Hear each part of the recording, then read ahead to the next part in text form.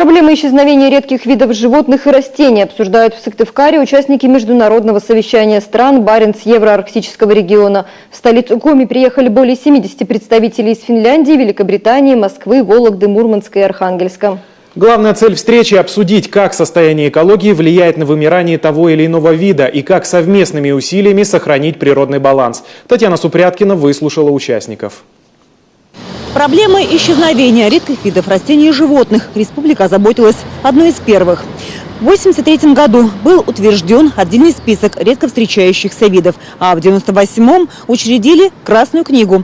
Подобное издание «Красная книга России» появилось лишь спустя 4 года.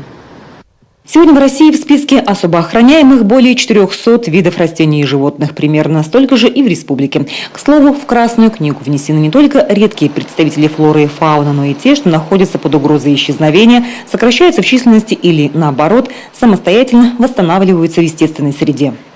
К сожалению, у нас есть примеры, когда даже в наше время мы имеем исчезнувшие виды, например, печорский таймень. Это рыба, которая еще в 80-х годах ловилась в Печоре. Сегодня ее нет. И вот одна из задач, прикладных задач Красной книги, попытаться восстановить, может быть, поголовье этой рыбы, чтобы она жила в привычных для себя местах обитания. Страны БИАР, Баренц-Евроарктического региона, расположены примерно в одной зоне, в районе полярного круга или пересекаются с ним. Таких родственных по климатическим и географическим условиям стран 4 – Норвегия, Швеция, Финляндия и Россия. Понятно, что флора и фауна у них во многом схожа. Однако, несмотря на это, общего списка особо охраняемых растений и животных до сих пор нет. Как нет и единого подхода по их защите.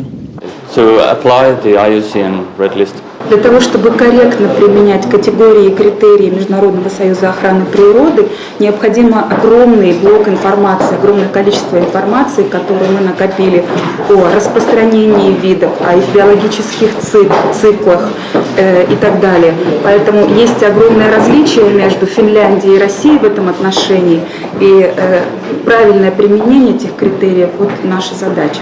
То, как в Коми борются за выживание растений и животных, сильно впечатлило представителей Великобритании. Их страна не входит в Баренц-регион, однако проблемы окружающей среды для них тоже очень актуальны. Поэтому ученые из Туманного Альбиона приехали на конференцию. В Коми их особенно поразило то, что в далеком северном регионе, где активно ведется нефти и газодобыча, налажен тесный диалог между экологами, властью и промышленниками. К тому же здесь каждый понимает, за нанесение вреда природе ждут жесткие наказания. Я представляю здесь зоологическое общество Лондона, которое является очень активным участником процесса составления красных списков, а также Международный союз охраны природы, который, собственно, разработал критерии и категории. Конференция продлится 6 дней. В программе не только доклады и обсуждения, но и практические занятия. Участники будут выезжать на экскурсии по окрестностям Сыктывкара. Татьяна Супряткина, Дмитрий Ведерников, телеканал Юрган.